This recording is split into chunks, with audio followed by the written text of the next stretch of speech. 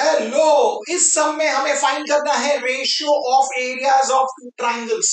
तो क्या हमें जो हमने स्टार्ट में प्रॉपर्टीज पढ़े थे चैप्टर में ratio of areas of two triangles के, वो प्रॉपर्टीज यूज करने हैं चारों में से, या हमें एरियाज ऑफ सिमिलर ट्राइंगल्स का थियरम यूज करना है? दोनों में से कौन सा यूज करना है और वो क्यों यूज करना है वो हम समझेंगे और इस सम को सॉल्व करेंगे। तो चलिए देखते हैं, डिस्कस करते हैं सम।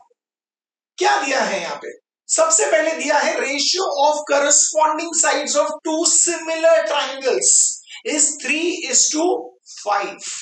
मतलब हमें पहले दिया गया है कि यहाँ पे दो ट्राइंगल्स है और दोनों ट्राइंगल्स एक दूसरे को सिमिलर है। क्वेश्चन को ध्यान से पढ़िए, दोनों ट्राइंगल सिमिलर है।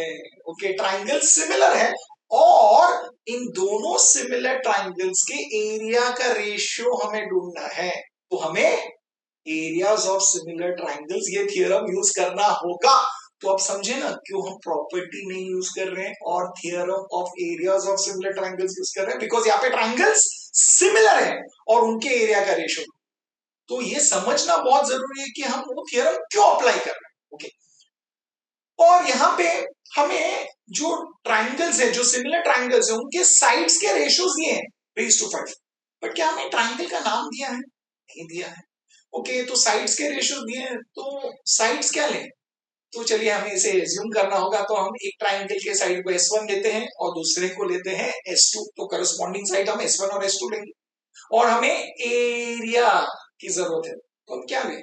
एक ट्राइंगल का एरिया हम A1 लेंगे और दूसरे ट्राइंगल के एरिया हम लेंगे A2। तो ये हमें लिखना जरूरी है स्टार्ट में। तो स्टार्ट में लिखेंगे let the areas of two similar triangles be A1 and A2 and their corresponding sides be S1 and S2 respectively। ये लिखना जरूरी है बिकॉज यहाँ पे और कुछ नहीं है ही नहीं। ओके, तो ये समझ गए ना ये स्टेटमेंट क्यों लिखा? अब दिया क्या है सब में? इंफॉर्मेशन क्या दिया? इंफॉर्मेशन ये दिया है कि करस्पॉन्डिंग साइड्स का रेशियो है 3:5। मतलब S1 अपॉन S2 की वैल्यू कितनी दी गई है? 3/5। That means S1 upon S2 is 3/5। ये लिख लीजिए। ये कहां से मिला हमें? ये गिवन है, तो लिखिए गिवन। अब फाइंड क्या करना है? फाइंड करना है एरिया का ratio. That means A1 upon A2 की वैल्यू हमें फाइंड करनी है और हमें पता है दोनों ट्राइंगल्स क्या है? सिमिलर। तो लिख लीजिए both the triangles are similar. The two triangles are similar. दोनों ट्राइंगल्स एक दूसरे को सिमिलर है, इसलिए हम यहाँ पे यूज करेंगे theorem of areas of similar triangles. That means हम लिखेंगे एरिया का ratio. That means A1 upon A2 जो है इसकी वैल्यू ये किसे इक्वल है? Is equal to the ratio of squares of corresponding sides. याद देना, ratio of squares of corresponding sides मतलब S1 square upon S2 square. देखिए ध्यान से, स्क्वायर लिखना मत भूलना। और ये रीजन क्या है इसका?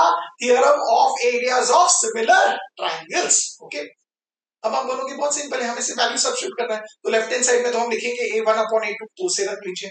अब ध्यान से देखें, S1 का वैल्यू हमें पता है क्या? यहाँ पे S1 स्क्वायर है, तो S1 के जगह पे हम क्या लिख ले? 3।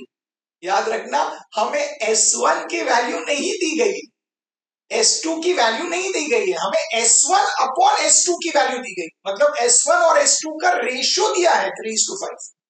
इसका मतलब S1 का वैल्यू 3 और S2 का वैल्यू 5 नहीं है। ओके, तो यहाँ पे हम डायरेक्टली 3 स्क्वायर अपॉन 5 स्क्वायर नहीं लिख सकते। बट तो सॉल्व कैसे करें? सिंपल है, लॉ ऑफ इंडाइसिस। ये क्या है? A square upon B square है, तो it can be written as A upon B the whole square. Very good, that means S1 square. That means हम इसे लिख सकते हैं S1 upon S2 the whole square. हमने लॉ ऑफ इंडाइसिस यूज किया ना, A raise to M upon B raise to M is equal to A upon B the whole raise to M। हमने वो लॉ यूज किया, simple है। अब मुझे बताइए, हम S1 अपॉन S2 के जगह पे क्या हम 3/5 लिख सकते हैं? यस, बिकॉज हम S1 अपॉन S2 का वैल्यू सब्स्टिट्यूट कर रहे हैं। यस, दैट मींस हमें मिलेगा A1 upon A2 is equal to, अब लिखेंगे उसके जगह पे 3/5 द होल स्क्वायर। अब याद रखना, अगर आप यहाँ पे भी 3 स्क्वायर अपॉन 5 स्क्वायर लिखते आंसर वही आता, बट मेथड रॉन्ग होता, आपका स्टेप रॉन्ग होता और आपको उसके लिए मार्क्स नहीं मिलते। फाइनल आंसर सही आता बट स्टेप्स रॉन्ग हो जाते। याद रखना, बहुत इंपॉर्टेंट, इसके लिए कॉन्सेप्ट को समझना बहुत जरूरी है। अब क्या मिलेगा? 3 का स्क्वायर है 9 और 5 का स्क्वायर है 25। दैट मींस हमें मिलेगा A1 upon A2 is equal to 9 upon 25 और हमें एरिया का रेशियो मिल गया जो हमें फाइंड करना था। तो अब फाइनल स्टेटमेंट लिख सकते हैं, therefore the ratio of areas of two similar triangles is 9:25। क्या ये इजी था? बहुत इजी था। समझ गए ना क्यों कॉन्सेप्ट हमने यूज किया, that is theorem of areas of similar triangle. अच्छा लगा है, पसंद आया तो वीडियो को लाइक जरूर कीजिए और चैनल को सब्सक्राइब जरूर कीजिए। अगर आपको प्रैक्टिस सेट 1.1 देखना है तो यहाँ क्लिक कीजिए, 1.2 के लिए यहाँ पे क्लिक कीजिए। Keep learning, keep smiling, and keep sharing.